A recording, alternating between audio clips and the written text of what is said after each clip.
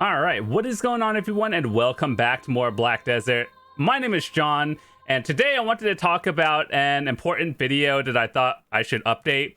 So recently, they buffed a lot of grind spots and just tweaked a lot of numbers for trash loots and everything. So I wanted to go over the notable spots and just tell you guys what I would recommend grinding all the way from, seasonal entry level all the way to end game. So I have a little bit of a list that I'm going to look at, but we're also going to look at it in game if it helps you visually as well. So we're going to talk about things in AP order if it makes it a lot easier. So that was one of the feedbacks you guys have given me a while ago. So we're going to do this all in AP order. And just keep in mind, we're going to go through the notable spots and things that I think I've changed, as well as a lot of stuff that I have personally tested and if it's good in the Marnie realm and everything. So I'll talk about if it's good for silver, XP, good for Agris as well, and things that just overall got changed. All right, so first of all, we're going to start around the, where is it? Let's see. Let's start around the 160 area with Polly's Forest. Now, the reason why I'm starting around this AP is because it's very easy to get pretty caught up on the seasonal servers up to around 230, 240-ish AP. That's when you are full Pen Tuvala. So I think getting to that point, you don't really need to grind in a specific spot, and getting up to 200 AP is pretty easy. You could probably do it in a week or less. So anyway, Polly's Forest has always been a pretty decent spot for both XP and skill XP. Now, recently with this recent update, they added a thing called Atanas Elements, and basically you turn these into potion pity pieces, and then it helps you get your infinite potion piece a lot faster. So a lot of spots got buffed, and I think some notable ones got even better. So Polly's Forest is a very good seasonal grind spot. It helps you get to level 61 pretty quickly, get the required amount of skill points you need, which I think is around 1250, 1300 to get all your skill points for both Succession and Awakening. But now that you can do that, you get some Atanas Elements as well. So if you're going for your infinite potion, it just got a lot easier. So next thing we have on the list is the 190 area. So as you guys know, Blood Wolves has always been pretty hit or miss. And nowadays, I think with the Landed a Morning Light, it got a lot better. The reasoning why is because it's not the trash loot got that much better. Well, it got buffed, but it's not the trash loot's everything. The reason why you would be here is because these Kagdanak eyes are very valuable to turn into Dark Red Fang crystals, which are used for the ultimate Hooms, Macalods, and Gervish crystals, which are basically the endgame crystals that people will be using.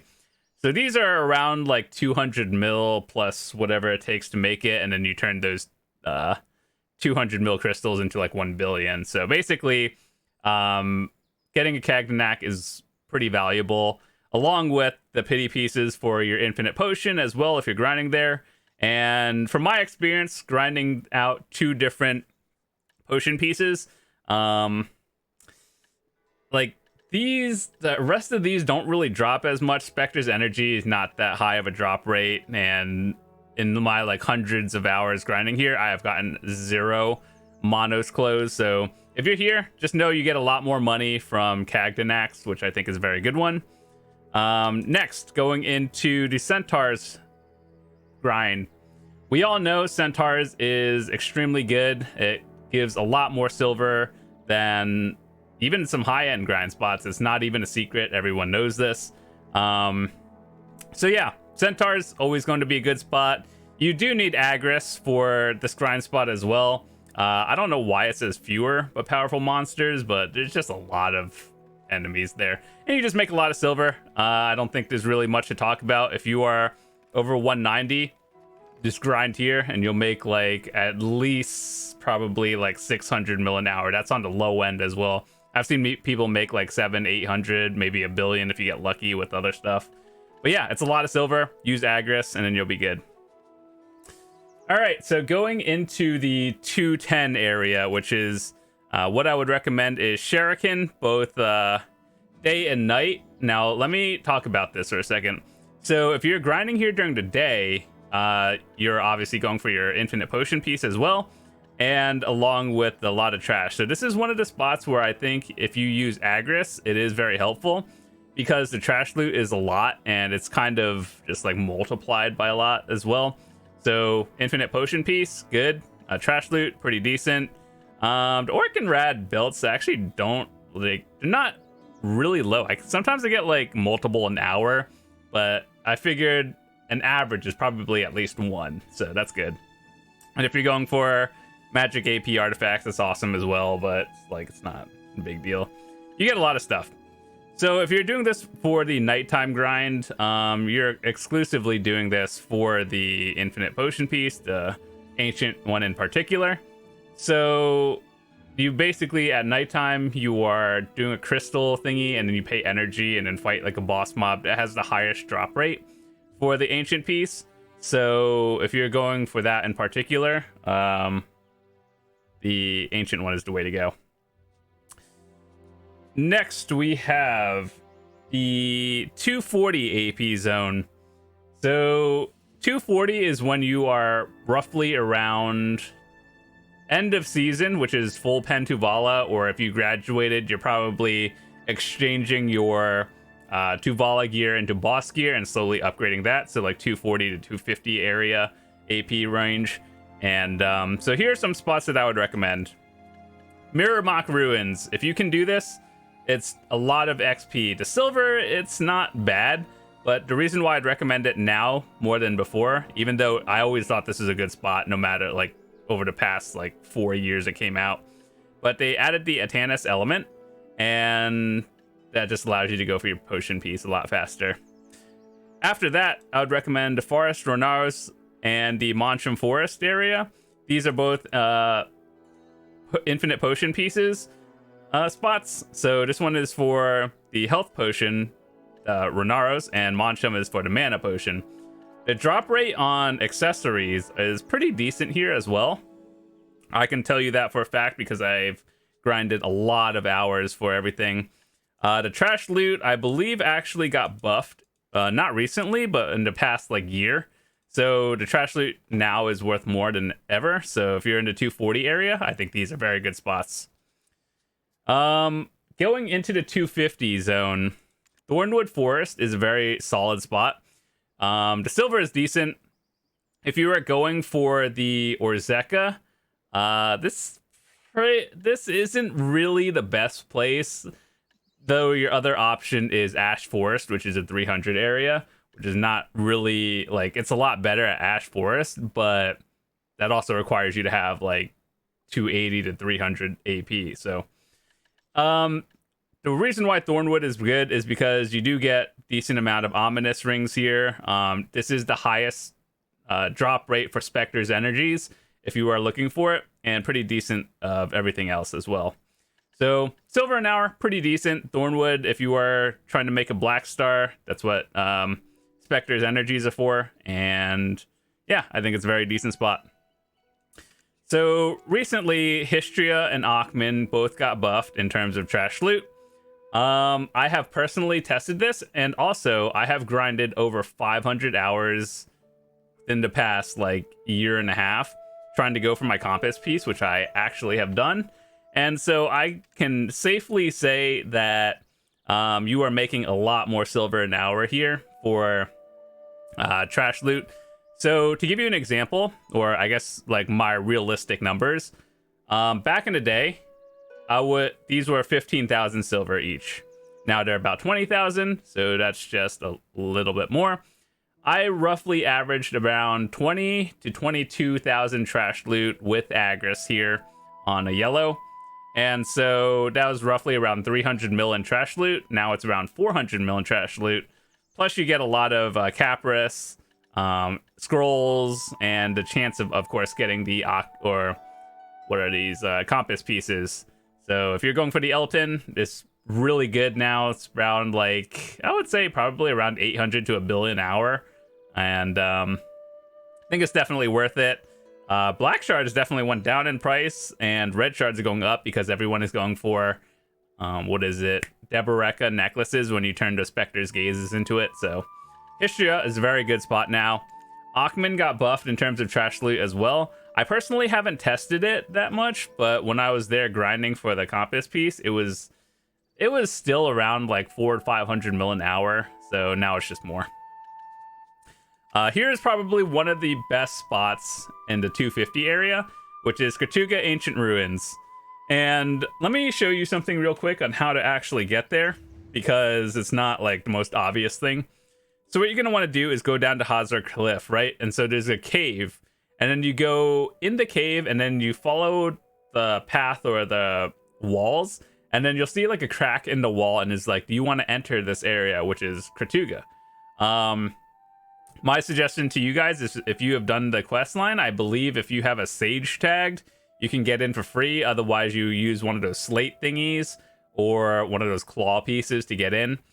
And then that's how you get in. So it's a lot of good stuff there. So, and let's actually talk about that for a second.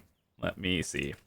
So if you're going for artifacts in general, like let's say you're a new player and you don't have all your artifacts, I would honestly recommend grinding Katuga over a lot of other spots, because while you may not target anything specific here, it has a higher drop rate to the point where it's worth grinding. Because, like, let's say you're grinding another spot that gives 1 of 3 artifacts, right? Maybe you'll get 1 artifact an hour, but if you grind Katuga, there's a higher or bigger pool of artifacts, but you maybe get like 5 to 10 artifacts an hour. And then you could just alchemy them into those like irid lightstone thingies, and then it's silver, or you can just use it. So either way, I think there's a higher chance of you actually getting what you want by RNG and Katuga over everything else. That is some personal experience as well. I've gotten pretty much everything in hundreds of hours of grinding here. Everything else, though, it's pretty decent silver. I mean, it's not bad. I have videos of it. You guys can watch that on the channel as well. And yeah, let's go on to the 260 area. So what I would recommend in the 260 area is Sakraya Underwater. And this spot is a pretty decent chunk of silver. However, it does require a little bit of effort. So getting a Tungrad ring an hour is like 200 mil. Easy. Plus the trash loot. But the one thing that really gives you a lot of the silver as well is these abyssal essences. And if you know anything about them, they are used to make frenzy drafts, and you get a lot of them. So basically a good fraction of your silver is turning these abyssal essences into frenzies and then selling them as well. But other than that, even if you didn't do it, it's pretty decent silver. It's just kind of out of the way to go to. But if you're looking for just a chill grind spot, this is probably it. All right, so going into the 270 area, we're talking about Gyfin Upper. And so Gyfin has an upper level and an underground level. Underground being the 300 AP area, which is harder. I think the hardest part about Upper Gyfin is finding a group of 5 to grind with. But if you can get 5 decent, or like you plus 4 other people that are very decent, it's a very good silver an hour. So, and it's one of those things, it's like, if you can find 4 other friends or guildies with you, it's like, it's actually fun. Like, an hour of grinding sometimes goes faster when you're in a group, just hanging with your friends and stuff. So I would definitely recommend doing Upper if you can. Pretty good silver. And now we're going into the 280 area. So I have a few spots that I would recommend. So Jade Starlight Forest. This one is very good with Agris. It's also very good with the golden Agris coin. And if you are going for your Labreska helmet, you obviously need the Flame of Frost. I think you can actually just buy these off the market for 1 mil or 1 bill, and it would be a lot better. But if you want to grind somewhere for a decent silver, Jade Starlight Forest is very good. It's a very easy rotation, because to give you an example, think of like a triangle, right? There's 3 points, top, left, and then, or 2 in the bottom, right? So that's your rotation, going into point A, B, and C.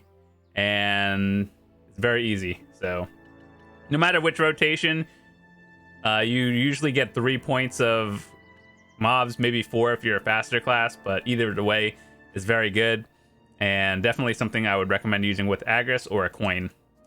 Next we have Orc Camp. Orc Camp is probably one of the highest silvers in the 280 AP zone. The one thing I would really recommend is actually following the DP recommendation. I know the whole meme of just don't get hit is a thing, but Orcs is kind of scary, especially if you're just barely meeting the gear score requirements, and then people, you know how everyone's like, oh, when should I upgrade to distortion earrings? And then suddenly you're down 8 DP just because you went disto full glass cannon. Yeah, just be careful of that. So I would recommend actually being in the 340 DP bracket before trying it. But like, again, just don't get hit. Sometimes it's hard, but it is what it is. Yeah, a lot of silver. You don't need Agris here, and as long as you can grind here successfully, it's probably around like at least 700 mil an hour, depending on the seeds and everything and all these other goodies. And the last one in the 280 spot I would recommend is Bloody Monastery. It's slightly worse than Orc Camp, but it has a unique mechanic where if you get Crimson Bells, basically it when you summon the Crimson Bell, it gives you 10 minutes, I believe, 10 or 15 minutes of endless waves of enemies that come to you. And it also drops all these loot thingies as well, so higher chance of getting the Moon Split Nail, which is a lunar necklace, and those are like 300 mil or something. So yeah, this could be a lot of silver, or it could be decent silver at very worst. And I have videos of that, so I'll leave a link in the description if you want to check out the grind list playlist. And basically I have a lot of grind spots, and you guys can just check it out if you want. So yeah, that's about like most of the relevant ones. And by the time you are in the area of 300 plus, I don't think you really need my help anymore.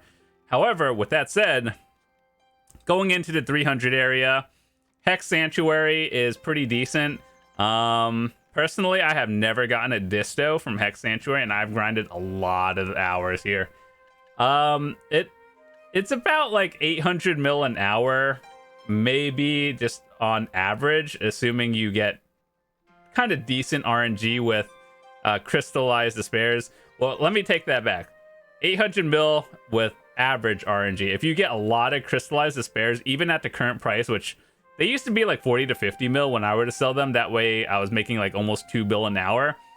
Now that crystallized despairs are at like probably an all-time low right now of 23, it's probably still at least 1 bill an hour if you can grind here successfully. And yeah, I would still recommend it. It's good. Next we have Olins. Olins is more of a mechanics and do you know how to keep your buffs up and not stand in red. It's very good silver an hour. I have videos of this one as well.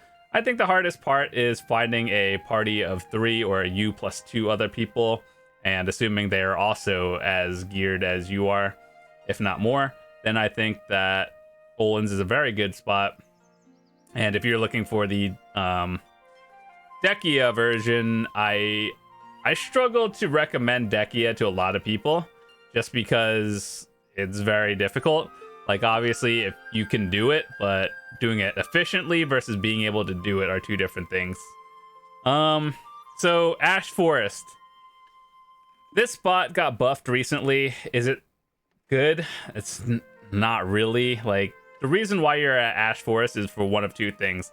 The Orzeka helmet, I believe. This is the Blackleaf's helmet. And or Spectre's Gaze or Deboreka necklaces. These are the same things. The Spectre's Gaze, you just have to turn your red shards into the Debo. And if you guys haven't watched my video, I spent about 150 billion silver trying to get a pen Debo unsuccessfully, but it's an entertaining one. So if you haven't watched it, go find it.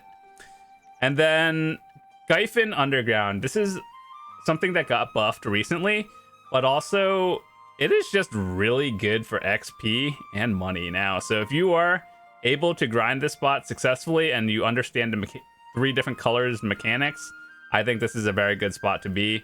And yeah, I think for me at level 65, I get maybe like 0.7, like 0.7% an hour. That is full XP buffed as well. So it's actually not that bad. I know 0.7 does not sound good an hour, but it's arguably one of the higher areas for me pushing to level 66. And then after this, City of Dead and where is it? Tungrad Ruins. These are the two new Ulukita areas, 310 and up.